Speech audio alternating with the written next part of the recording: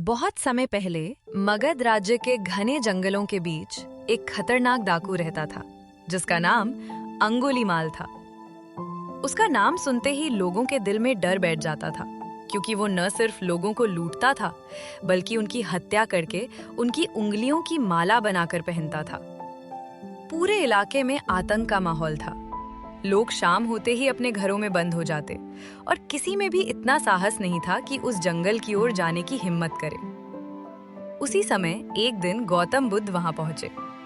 उन्होंने देखा कि गांव के लोग भय और असहायता में जी रहे हैं। तब उन्होंने निश्चय किया कि इस डर को खत्म करना होगा। अगले दिन वे अकेले ही उस घने जंगल की ओर चल पड़े जहां अंगुलीमाल रहता था। जैसे ही अंगुलीमाल ने बुद्ध को देखा, वो तलवार लेकर उनकी ओर दौड़ा। लेकिन आश्चर्य की बात ये थी कि वो पूरी ताकत लगाने के बाद भी बुद्ध तक पहुंच नहीं पा रहा था।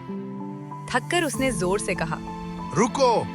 तब बुद्ध शांत भाव से बोले, मैं तो कब से रुका हूँ, पर तुम कब अपनी हिंसा को रोकोगे? ये सुनकर वो चौंक गया। उसने गुस्से में कहा, मैं दौड़ रहा हूँ और तुम चल रहे हो, फिर भी कहते हो कि तुम रुके हो।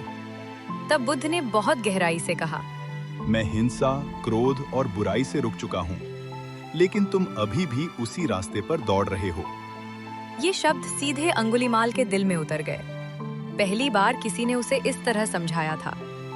बुद्ध ने उसे समझाया कि असली ताकत किसी को मारने या डराने में नहीं होती, बल्कि किसी को बचाने और जोड़ने में होती है।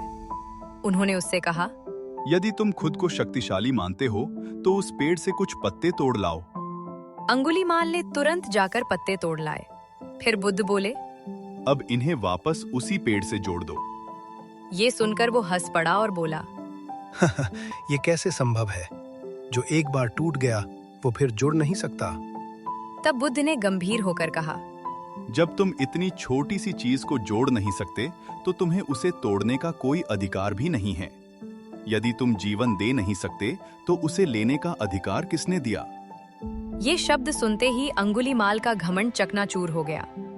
उसके मन में पछतावे की आग जल उठी।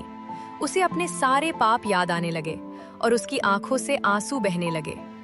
वो बुद्ध के चरणों में गिर पड़ा और बोला, मुझे क्षमा कर दीजिए, मुझे सही मार्ग दिखाइए। उस दिन से उसका जीवन पूरी तरह बदल गया। उसने अपने हथियार छोड़ दिए, हिंसा का रास्ता त्याग दिया। ये कहानी हमें ये सिखाती है कि कोई भी इंसान जन्म से बुरा नहीं होता। परिस्थितियां और गलत निर्णय उसे उस रास्ते पर ले जाते हैं। लेकिन यदि सही समय पर उसे सही मार्गदर्शन मिल जाए तो वो अपनी जिंदगी बदल सकता है। असली शक्ति किसी को हराने में नहीं, बल्कि खुद को बदलने में होती है। और यही सच्ची विजय है।